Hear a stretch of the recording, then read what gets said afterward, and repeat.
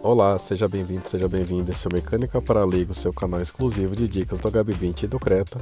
E no vídeo de hoje eu vou falar sobre uns ruídos que apresenta ao ligar e desligar a ignição do HB20 e do Creta, que é proveniente das portinholas laterais, que fazem a dosagem do ar quente e ar frio e também do posicionamento do fluxo de ar dentro do veículo.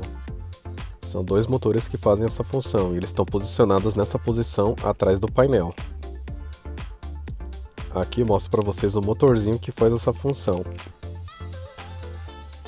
E agora na sequência o vídeo mostrando o ruído ao ligar e desligar a ignição e fazer a mudança de posição do ar quente e ar frio e também fluxo de ar dentro do veículo.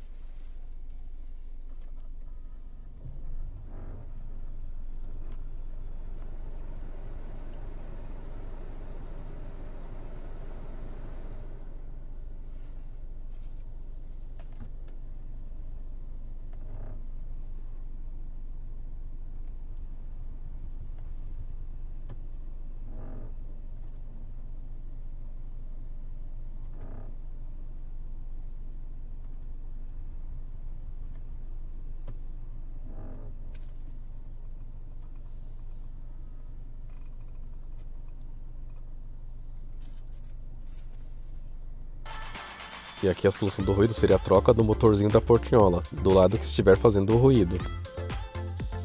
E essa foi a dica de hoje. Se você não quer perder os próximos vídeos, já clica no sininho que está aqui embaixo que o YouTube irá te avisar, tá ok? Um abraço e até mais.